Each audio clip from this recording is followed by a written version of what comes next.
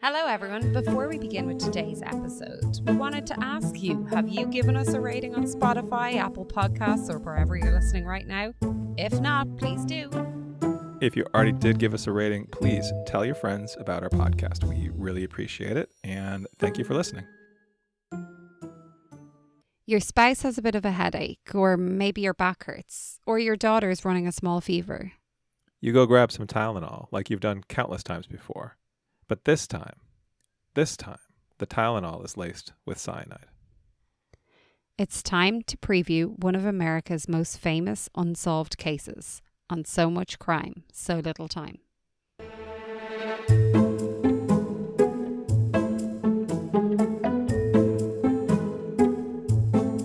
Welcome to So Much Crime, So Little Time. I'm Jeff. I'm Dee, and today we're going to introduce you to the podcast from the Chicago Tribune, Unsealed, the Tylenol murders. Plus, a little later on, we're going to talk about a true crime question of the week. If you don't know this podcast, that's great. This is one of our preview episodes. All we're going to do is introduce you to the podcast and talk about stuff that happens in the first episode. So there'll be no spoilers for anything that happens after that first episode. We'll also link to the podcast in the show notes. On our next episode, we're going to discuss the whole series. We're going to go through our opinions of the format, the structure, as well as the story as a whole. But for now, let's decide if this is a crime that's worth your time.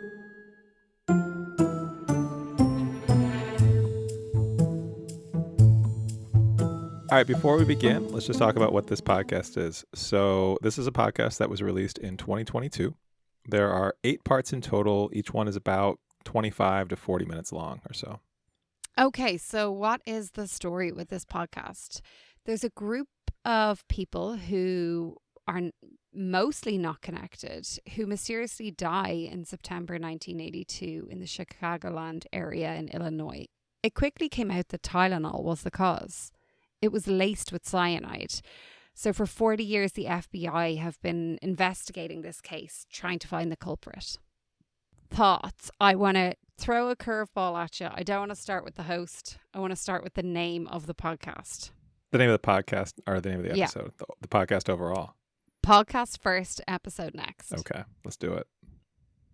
What about it? So, my initial thoughts about it? Yeah. Did you have thoughts about it? I'm trying to remember. Has this crossed your mind? What was? I feel like I just keep calling this the Tylenol murders. Unsealed. Unsealed. The Tylenol murders.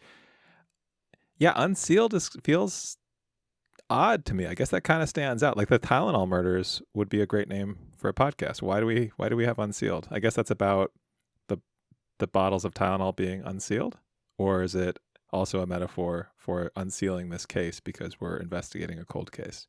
It works both ways. Maybe both. Yeah. I thought it was really clever. Now, in fairness, I totally agree. I call it the Tylenol murders. I don't call it Unsealed, the Tylenol murders, but I still think it's a very clever, title. I think Unsealed was kind of good. Anyway, that was just my little tidbit. I was like, let's discuss the name of the podcast first. The name of this episode 1 is called Steak, Flowers and Tylenol. Yeah. I kind of want to cry even just reading it, because I think even before you jump in, when you've read what this podcast is about and you see steak, flowers and Tylenol, initially what's going to go into your head, obviously, I would assume, is a shopping list. Sure. And steak, flowers, Tylenol, it's so like normal.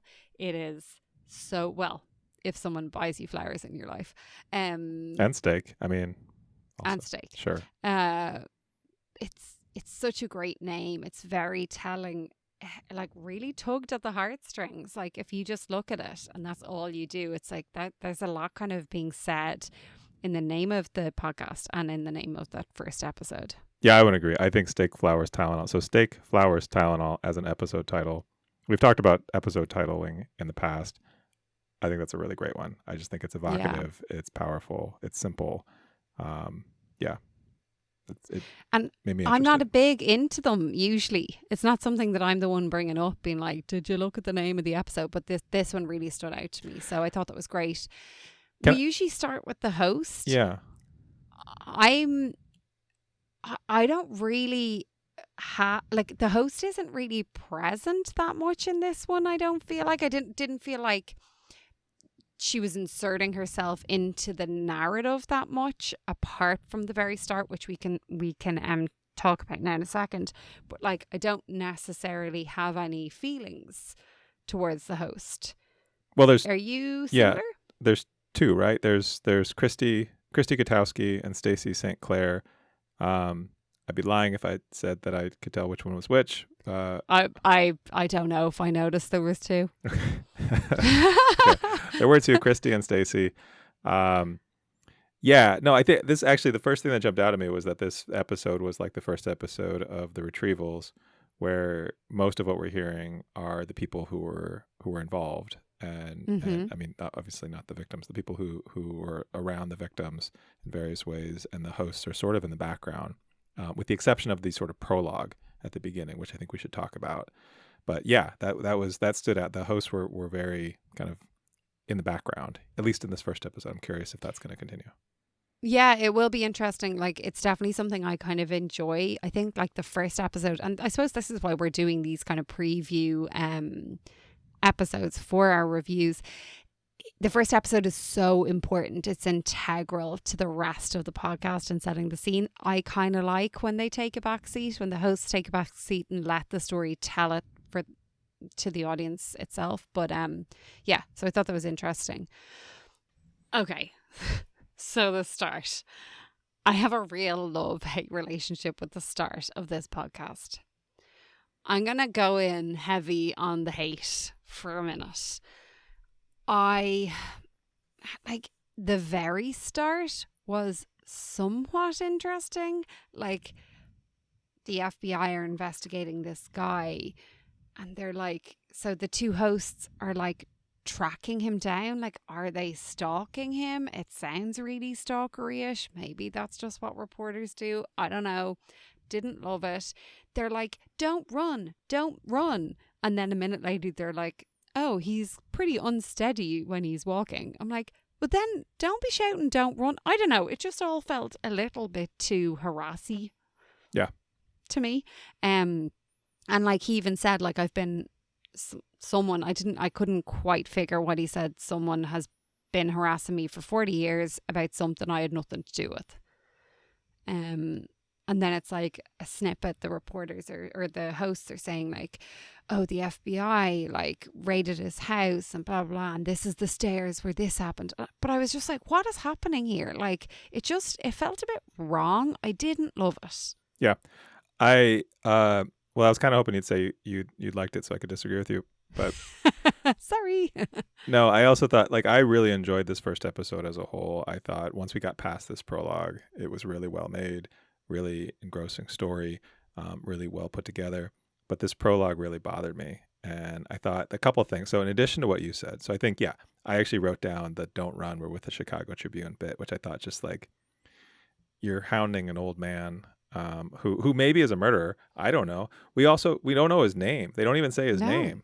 So they give no real context. We just sort of are dropped in to the middle of this stakeout in Boston. Also, we know this is a story from Chicago, and yet we're in Boston. We don't really find out like any details around that. It's just sort of like, here is a little snippet of something that happened, like present day-ish. And so yeah, I didn't really care for that. I also didn't really like the kind of tone that set. And so I was glad that like it quickly pivoted away from that. Like that, we're talking about like a couple minutes at the start of the whole thing. Yeah. I totally agree. I'm like, skip ahead of that.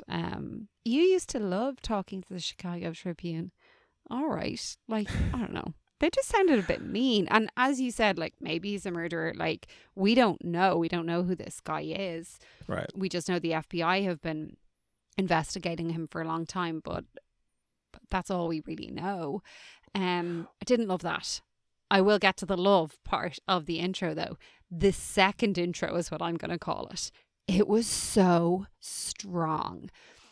They were all young. They were all healthy. The news clips, like the kind of text coming over, it got me. It gripped me.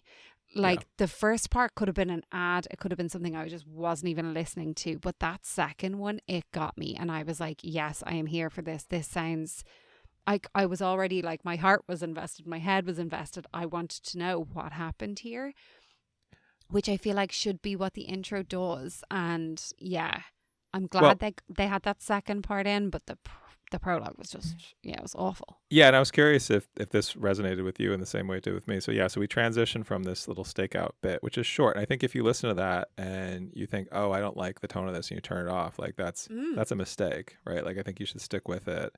And then we get this montage of like news reporters, including they don't say who those news reporters are, but one of them clearly sounds like, I think like Dan Rather and Tom Brokaw are like some of like the big news anchors from the 1980s who, if you were in America in the 1980s and 90s, like, those voices, they're very distinct, high profile reporters and like NBC, CBS News kind of people.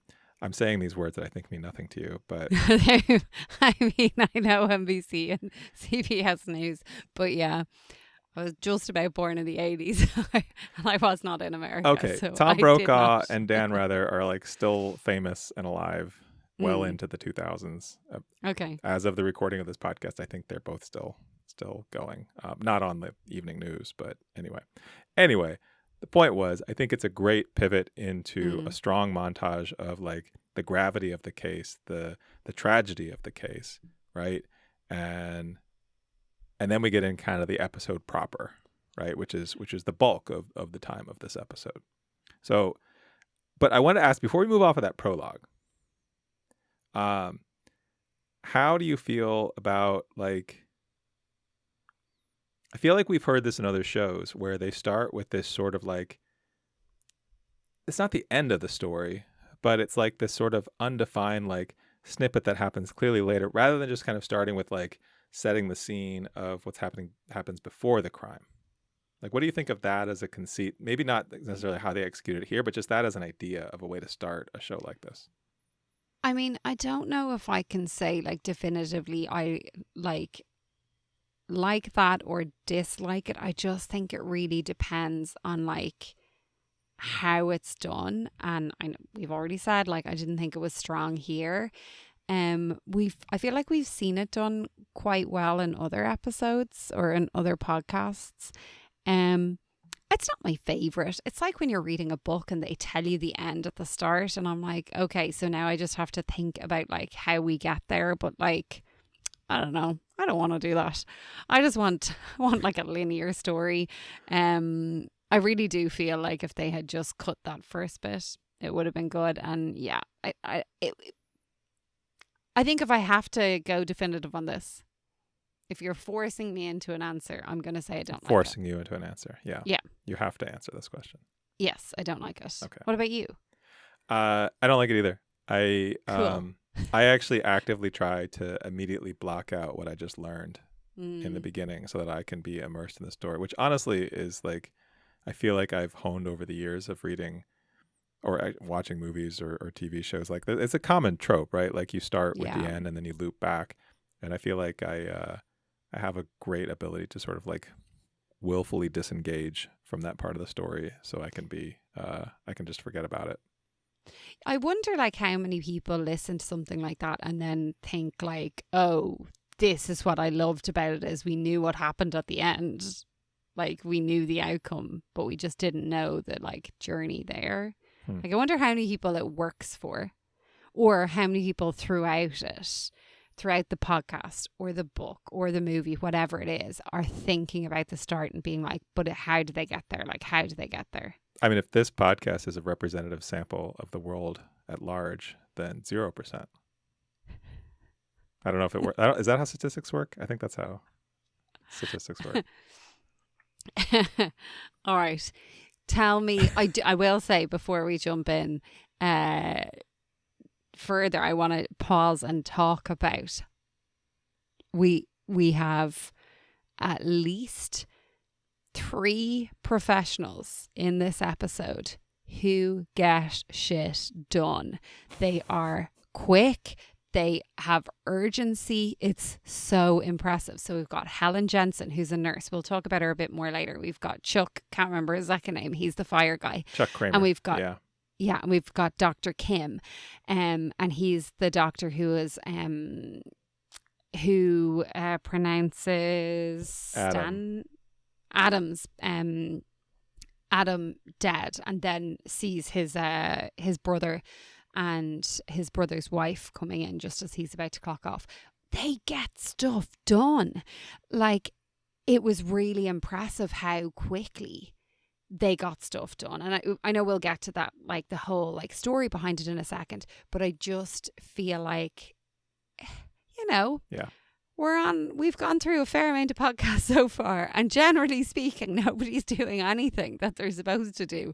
But these three are like the reason that this got moving as quick as possible, and like likely saved a lot of lives by figuring out the issue. We obviously don't know that. We'll find out more in episode 2, but like, I just need to pause for the professionals who have urgency and get their passing gear. Yeah, we're often shitting on the police, and this is a nice moment to recognize some real good detective work from a doctor, from a nurse, and from a fire lieutenant. So I guess none of them are actually police officers. For a second, when you were saying that, I was like, did I forget a police officer in this? No, yeah. No, I don't think we actually have any police officers in this. No, not yet. Yeah.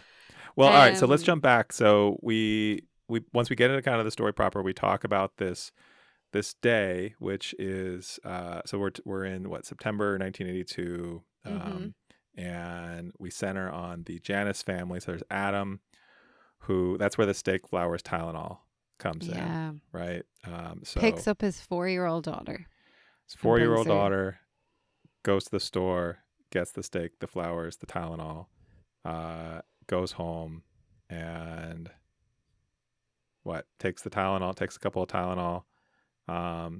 Seems to have a heart attack. They think it's a heart attack. The symptoms were funny. Yeah. I thought some of the quotes that I've pulled, like even the description of Adam and his wife Teresa had come over from Poland, and they were here to they were living, is what they're saying in the podcast, the American dream. Then he just drops dead, which is just a lot. The firefighters are like, he was built like a baby bull. That was one of the quotes from it. And the symptoms were funny. They couldn't figure it out. They were like, it didn't look like a heart attack. Yeah. So anyway, he's brought to the hospital and pronounced dead. And then his family all go back to the house to basically organize his funeral. He's in his 20s, 27, I think. 27, yeah. And there's a big crowd outside. Obviously, people are hearing that that someone has passed away or whatever. And then Adam's brother, Stanley, takes 2 Tylenol because he's not feeling well, drops. Paramedics are called. More or less, a lot of the same people here, like the firefighters and stuff here. And they come down. Just after he took 2 Tylenol, his wife had taken 2 Tylenol. They're just back from honeymoon. Yeah. And then as the paramedics are there trying to revive Stanley, the wife drops dead. It is unbelievable. It sounds like a movie. And in fact, if I saw this in a movie, I'd be like, wow, that's a bit dramatic. It's incredible. That whole scene. And it's said so quickly. They're not drawing any of this out, and there's no pause for dramatic effect. It's this story is so dramatic in itself that there is no need for that. We can just tell you what happened. Yeah. And very succinctly. It speaks for it. Yeah. Well, and a lot of it, so you're talking about Adam first, so he's 27. There's Stanley, who is his younger brother, he's 25. And then Stanley's wife, just Terry, married. Who is 20. So they're young, real young, right? And young families, and these Polish immigrants outside of Chicago. And yeah, you're right. It's so tragic and so quick and so just I don't know, it's amazing to think about what it's like to be the fire lieutenant. This is where Chuck Kramer comes in. And you're also hearing a lot of this through the perspective of Joe Janus, who is the brother of Adam and Stanley, their older brother, the oldest brother in the family. Yeah. Because he was there, right? He's at the hospital. He comes home with Stanley and Terry, and he's there when they collapse, and he goes to the hospital, and then he gets quarantined because they're like, we don't know.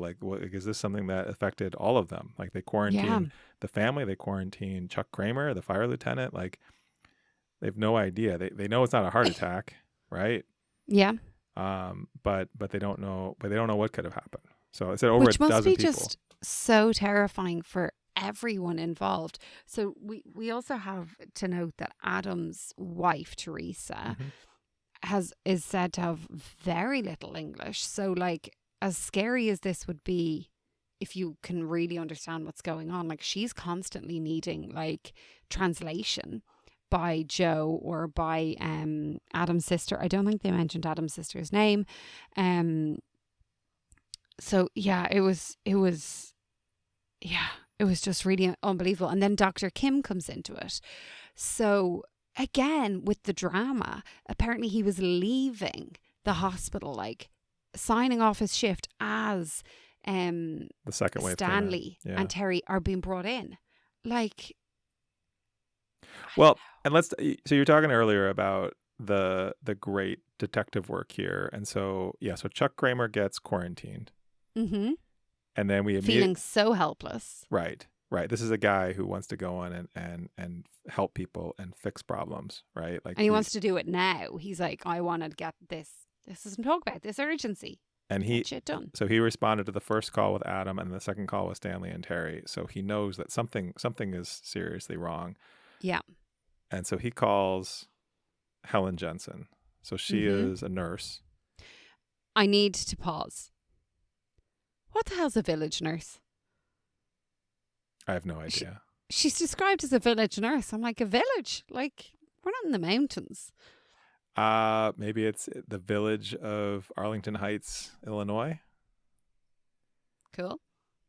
I don't know. I just I was just like, I presume she's just like a local nurse who's affiliated somehow with the fire department. She also like doesn't seem to just be a nurse. Like, she's a cop on the side. So like, she was on it immediately. I wrote down a question that simply says, how great is Helen Jensen? Oh, yeah. Add her to the list of people we want to sit down and have a drink with. 100%. The way she goes to the house, Janice's house, and basically finds the bin, like goes through stuff, finds the Tylenol, empties it out, sees there's 6 missing, and it's like, oh, this is interesting, bags it and brings it in. Wait, let me pause you for a second. I wrote down a couple of quotes of her. So she finds the receipt for the Tylenol, realizes the same day, she counts the Tylenol, realizes there are 6 missing, which lines up with 3 people getting sick. And then she says, after she counted the pills and puts them back in the bottle, I probably didn't wash my hands, but I should have. Like, she's so great. I love her so much. She is. Yeah, she is great. The next like love for Helen Jensen is when she goes into the medical examiner's officer. Yeah, at the hospital. Of the hospital. And she says it's the Tylenol. And he's just like, nah, it's not. So she's not believed. And what she does is she stamps her foot and says it louder. And she's like, I'm just standing there in my shorts and t-shirt, because she was not working at this stage. Like, she just got the call from Chuck and like got on into it.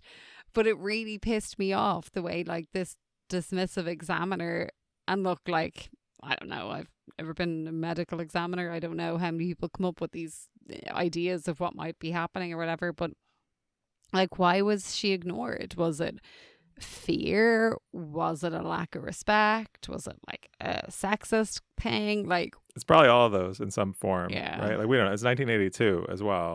But I wrote that down. So I stamped my foot and said it louder. Again, she's amazing. And then she goes home to settle her nerves. Was it a bourbon? Scott, what was it? Some type of whiskey or something. Yeah, had a stiff drink and complained to her husband about it. Yeah, so funny. And she's just so quick off the mark. She was right. She was right. She knew exactly. But you know who was paying attention to her, Jeff? It's Dr. Chuck. Kim. Oh, Chuck. Well, yeah. Well, it ends up being Dr. and Kim. Dr. Kim. Yeah. 3 superheroes. That's our trio. Well, and don't forget Phil Capitelli. So okay. Yeah. What? You introduce Phil, because I can't say his second name. You introduce him. So Phil Capitelli is another fire lieutenant like Chuck Kramer. And when Chuck Kramer gets out of quarantine, right, they realize that, okay, that we don't have to keep these folks in quarantine. And he sends out this radio message to the other emergency responders about the vehicles. I guess the vehicles were held Had to back go or back held for a up. washing down or something. Yeah, and Phil Didn't they? Capitelli hears that and he's like, wait a minute. He connects the dots. He's like, wait, we had another call that sounds suspiciously like No, this. it wasn't another call.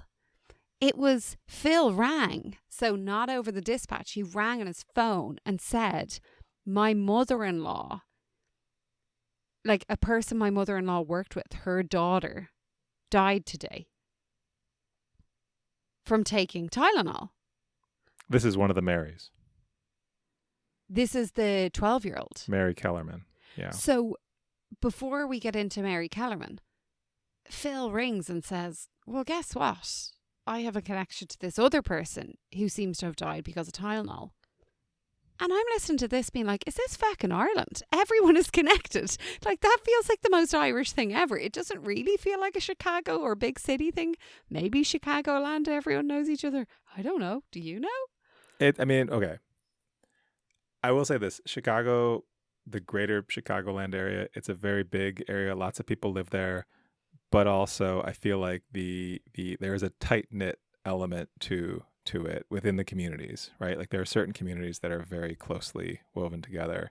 It is very Midwestern in some ways. There's large like segments of like Polish immigrants and things like that who are very interconnected. I think the same thing is probably true from my limited knowledge of like the fire departments, the police departments. Like there's a lot of interconnectedness there, both in terms of the profession, but also in terms of like families in the same business. Okay. Yeah. It just seemed like, whoa, again, this drama. Like, if you were watching this, you'd be like, the chances that his mate's mother-in-law, the improbability too of a 1982, right? Like the lack of ability to like reach connect. people. Yeah. That's a good point, actually. Yeah. Okay. So anyway, yeah. Mary Kellerman, 12 years old. Do you know what really got me? And this goes back to me thinking this episode was just fantastic. The quote, Mary died as her 7th grade classmates were starting school that day. Yeah. Yeah. So Mary took a Tylenol for a sore throat. She had a sore throat. Her parents held her home from school, gave her some Tylenol, and then she very quickly died. 12. Yeah. Yeah, I wrote down that line as well. That hit me pretty hard. Like, it's just a sore throat. She just had a sore throat. She took some Tylenol. Yeah. Yeah. I mean, the same thing with the Janice family, right? Like a headache here, just like feeling a little bad. You take some Tylenol, you don't think about it, right? Like it's such like an innocuous thing. Mm. Yeah. And then we go back to Chuck, and he like calls the hospital and he's explaining what he's heard, and he's fighting for this. Like he's like notifying there's more victims. Like he's pushing things together between him and Helen. They're pushing things together. And then aren't they very lucky that Dr. Kim is there? Because like he's in on it. Like he's trying to figure out like what is going on with this. So Dr. Kim, who just sounds like one of those doctors who won't let something rest until he figures it out. He realizes it's not acetaminophen poison. So acetaminophen is what Tylenol is, right? Like that's the non-brand name for Tylenol. And he's just like, it sounds like he's just like pacing in his office or whatever, trying to figure out like, what could this possibly be? What do these symptoms suggest? What is what are the clues? And he has the idea that it might be poison. And he gets the blood samples from the victims, sends it in a cab for testing, which is a great visual of like taking these blood samples, putting them in a cab, and sending them off to be tested. And then we get this. We get this deputy chief medical examiner for Cook County, Dr. Edmund Donahue, who's like, well, it could be cyanide. It could be, I think he said nicotine. Is that what he said? But do you know how they're going to figure it out? The sniff test. Yeah, the old sniff test. So did you know that cyanide has this distinct odor of bitter almonds? No, but like, how annoying that it has to be almonds, because it's almonds. Wait, what did you say it was? Almonds. Almonds. Almonds. Almond. There's an L in there. It's a silent L. Almond. Okay. I don't think it is. I have AMONDS in capitals on my notes. Remember to say the word should be pronounced almond. No, it's apparently correct if you pronounce it almond or almond. Okay. I'll take your word for that. I feel like that's maybe an Irish thing, but okay. No, they haven't pinned it down to a geographic location. I was actually reading up on this to try and figure out, is it me? Is it just me that's the problem? When I was, anyway. quick aside, when I was a kid, my mother, who I think still to this day, pronounces the word golf, as though there's no L in it. And for the longest time, I thought that was just like a regional dialect thing, but I don't think it is. I think it's like a region of one. But I mean, everyone's an island, isn't that what they say? Sure. I don't know. Did they say that? Who knows? I don't think that's the thing. Anyway, they send it off for testing, and there's a lethal amount, enough to kill at least 3 people. In each pill. Each Tylenol pill. Each single pill has enough to kill 3 people. Yeah. And then furthermore, like they say if you inhale cyanide, it can kill you in a few seconds. If you ingest it, it takes a few minutes, which explains what was happening when we hear about the Janices, right? Like it didn't take long, right? Like it was very sudden, very quick. But if you inhale it, it only takes a few minutes, but they're off sniffing it. Well, I think it's diffused in the way that there's the bitter almonds smell. I don't know the logistics of that. Anyway, sorry, that was a real side note. Yeah, wild. And that's pretty much where this episode wraps up, right? Like that's. Well, there's the other 2 Marys that are brought into it. Oh, right. So many Marys. So we've got Mary Lynn, who is 27, who just had her 4th baby. She was at home after a few days of having her 4th baby, and she just took a Tylenol as she's recovering, and she died. And then there's Mary Sue, who's a single mother, who again I think had a headache at work. Yeah, she was at work, had a headache, and she died. Yeah. Like, there are so many kids impacted by these events, just the ones that we've discussed now. Like, obviously Mary Kellerman, she was only 12, she was a child. But the kids of both Mary Lynn and Mary Sue, Adam's 4-year-old daughter, it's heartbreaking. It's heartbreaking. The whole thing was just, they do not put filler in here. There is no filler in this episode. It is boom, boom, boom. Don't listen to the first 2 minutes, and then you are like you just can't stop listening to every detail. I've gone back and listened to it a couple of times, just being like, whoa, like this is huge. Like this is wild.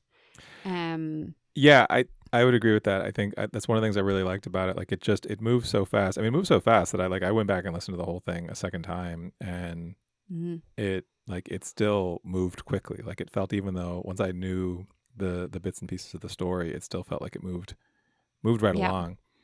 Yeah. So, and we mentioned this before, but I think part of the effectiveness of it is that we go from kind of interview to interview with the people involved, right? Like these people that we're talking about, Chuck Kramer, we're talking about Dr. Kim, Helen Jensen. Like we hear from all these people. We hear directly from all these people. Even Edmund Donahue, Dr. Donahue, the one who did the test on the cyanide. Like, we hear from him too.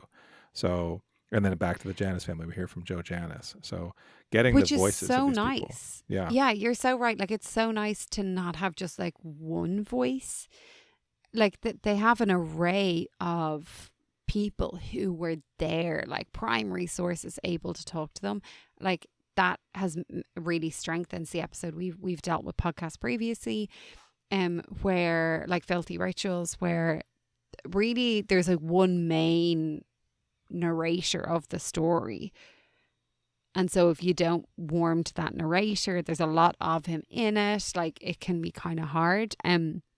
So for this to have like so many different people, so many different perspectives, like it really layers up things, and it's so strong. I So thought this episode was amazing. I think it might be one of my favorite first episodes of something I've listened to.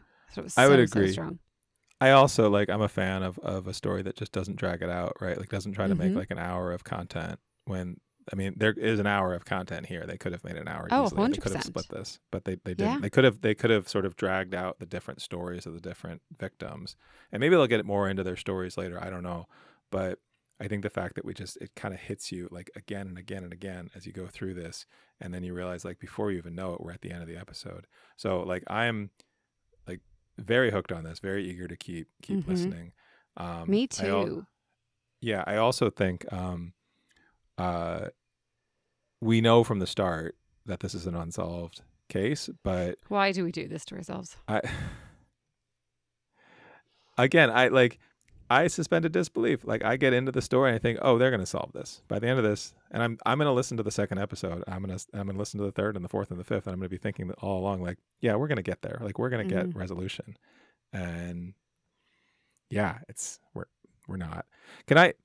Couple of things. One question I wanted to ask for you. So we talked about how these like innocuous, like I have a headache, I have whatever, I'm going to take some Tylenol. Did this make you think twice about that? Like how much did this affect your kind of psyche around just like absentmindedly taking some Tylenol? I mean, I definitely think you'd pause for a second. You'd definitely be checking the seal. It definitely stays in your head. Like, I think. Why has it impacted? I presume it's impacted you if you're asking the question. Yeah, Did you just withstand some toothache or headache? No, the day I listened to this, I went to go take some Tylenol, and then I didn't. And it was I had a bottle of Tylenol I had been using for a while. And I'm like, no, I'm not gonna do this. It also made me think, and maybe this is, so I had never heard of this story before. I know this is described as a famous unsolved American mystery. I was unfamiliar with this, but I think like it was in sort of like the ether, like that idea of like the cyanide laced whatever, kind of like the Halloween candy with the razor blades in it or whatever, like these things you just sort of hear about but don't know. You don't know about that. That's not a thing. Oh, that sounds like a boogeyman type thing. It is. That one I think is not real. But one of the things this made me think of, did you ever see the 1989 Batman movie, the one with Jack Nicholson as the Joker? Oh, yeah. Okay, so there's a plot point in that where the Joker is poisoning like everyday like shampoo or deodorant or things like that, and it's not like one or the other that causes it. Like that's the spoiler for a movie from 1989. It's the combination of the chemicals, right? Like he's into chemistry, but there's this period in the movie where everyone is like paranoid about just regular, drugstore products that can be poisoning them. So that movie came out 6 or 7 years after this case, not long. So I was too young to appreciate that. Like in 1982, I was not watching the news, but I'm wondering, like, was that an influence for this story? I mean, maybe. They do say a lot of like movies, a lot of books, a lot of films are like based slightly on. Could be. I mean, I wonder how many times this has happened though. Like not this in particular, like this exact thing, but like how many times has someone gone in and done that? I think you'd be surprised if we looked into it, which I don't want to do because I hope not. Scary. I want to keep being able to take Tylenol. One other thing I want to ask you is, did you go? So this is a podcast by the Chicago Tribune, and they do mention here how you can go to their website and find out more information. Did you do that? I tried to, and I kept landing on. I don't think I tried very hard. I kept landing on pages that were just like where to play the podcast from. Okay. This is a pet peeve of mine. This, as I understand the state of journalism today and how hard it is to make money, But the Chicago Tribune website is so dense with ads, like pop-up ads, and then it paywalls you very quickly. I was not able to get hardly anywhere without like paying for a subscription. So why isn't it in the episode notes? Because I was looking for it there. Well, there's some limited information there, but there are other things that I could see the headlines of things that are on their website where they have like a timeline of the events of the whole story, and they have transcripts, and they have like there's a bunch of information related to both their original investigative journalism that was, I presume, in the paper around the time this came out, and then just kind of like related content. But like when we did Inside the Crime, the Una Linsky murder, like News Talk has a website where you can go and see like a map and like a family tree and like some good additional resources if you want to dig deeper. And I think the Chicago Tribune has the same thing, but you just can't get to it. Like it's like that's a pity. Pay for it. So that was frustrating. I feel like we're both like 100%. I want to continue listening. This is for me. 100%. I will say the ending was so strong as well. They were talking about how the investigators, basically the nurse, the doctor, and the fireman. It's like at the start of a bad joke, isn't it? Investigators, they figured it out so quickly, like what killed them, but now they had to figure out who killed them. And there's this whole snippet of saying like, we're going to catch this person, like, and we're going to do it soon. Yeah. They're like, no, you didn't, basically. Death toll wouldn't stay at 6 for long. Nothing about this investigation would be quick or easy. So it's wild that we really got so far so quickly. And they're telling us that it's going to be a 40-year road at least. Yeah. Which is, it's an intriguing, little bit frustrating, obviously, from a... I want it to tie up in a little bow, and I know it's not going to point of view, but I just thought it was a strong ending to a really, really strong first episode. Definitely. Yeah, I totally agree. I'm very eager to keep going, and I feel like based on this first episode, I would definitely recommend this.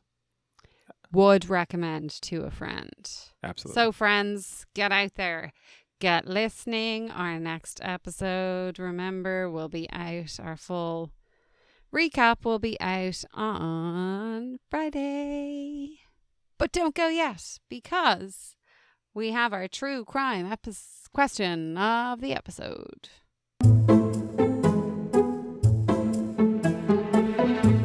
So, Jeff, our true crime question of the episode.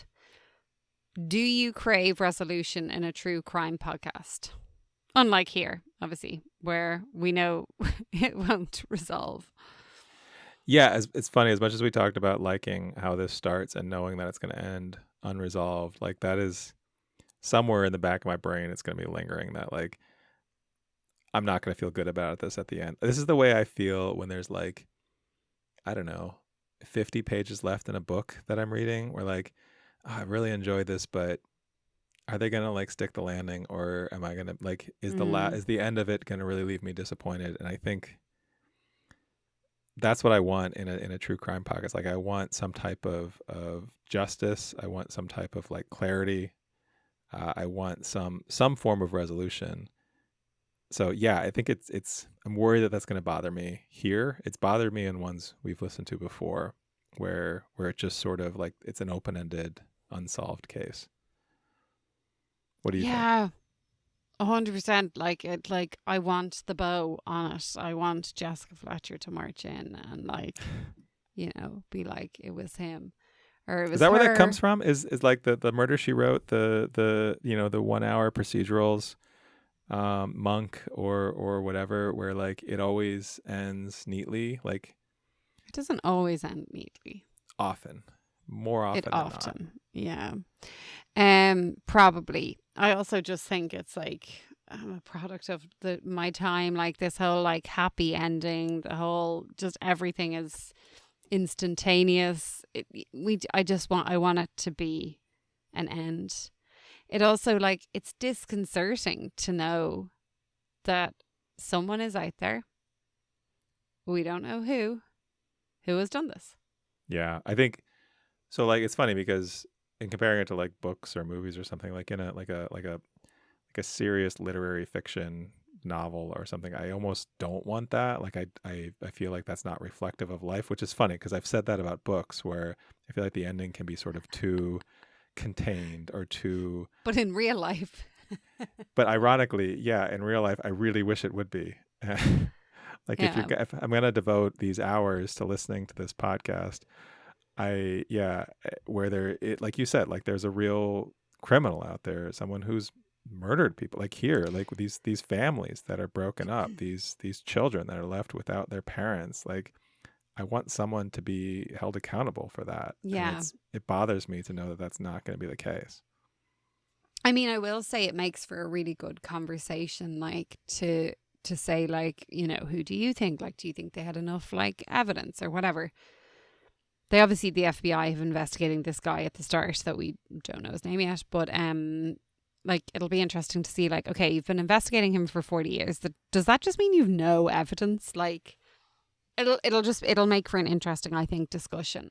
In this case in particular, and it has done in previous cases where, I don't know. I kind of want it to be a case where, okay, it hasn't been solved yet, but this podcast is going to be the time that it gets solved. Do you know what I mean? But like, that's almost it like doesn't feel like it's teeing itself up to be like that. That's like I feel like that's a particular branch of that tree, right? Like where the podcast is the thing that solves it, which is that's satisfying in its own way, right? Like that'd be so cool. Imagine. Yeah.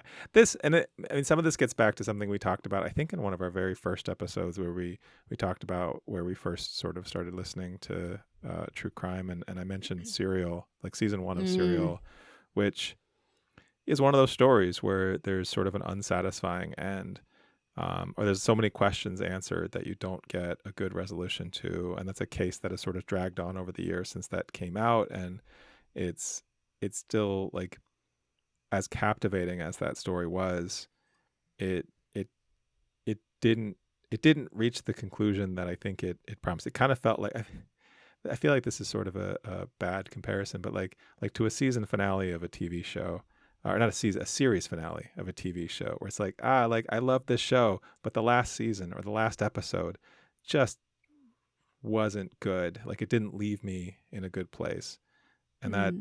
It kind of wrecks it, right? Like that's like the Game of Thrones ending where it's like, I loved this show for so many years, and then the ending was so bad that now I think less of everything that came before. What a waste of like months of my life. Right. Well, here we're talking about like a handful of hours. Like I watched Game of Thrones, I read all those books, and I watched that TV show for however many years. And yeah, I regret some of that time. Those books were big. It was a lot of pages. It was a lot. So yeah, we want resolution in real life, but not in literary and fiction. Okay, that's where we're landing. I want it in fiction as well, to be honest. It just feels more clear cut. Feels safer. The justice system is working if there's resolution, which we know better, right? Like we do, but still. We can dream. We can know better, but still hope for better. Yeah, I think that's my conclusion. That's a good conclusion. Yeah.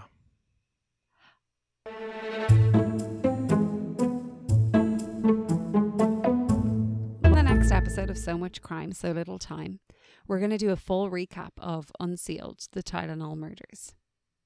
Were our initial thoughts correct? What moments lingered? And how does it all end? And of course, was this crime worth your time? Check out our show notes for the links to... No, if I had the easier part. Way easier. You didn't even have to say the name of our podcast. Check out our show notes for links to Unsealed, the Tylenol... Tylenol. Fuck. Almonds. Check out our show notes for links to Unsealed, the Tylenol murders, and then join us for our full recap next time. Again, preview episodes come out every Sunday, and full recaps come out every Friday.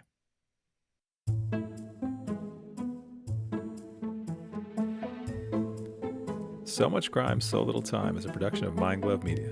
The executive producer is Paxton Caloriso. Our associate producer is Blythe Ty. Our theme music was composed by Vyacheslav Starostin. If you haven't done it yet, please subscribe to this show on your podcast app. And don't forget to give us a 5-star rating and a review. Even better, tell your friends. To join the discussion, look for us on social media. Check out the show notes for all the links. Thanks for listening.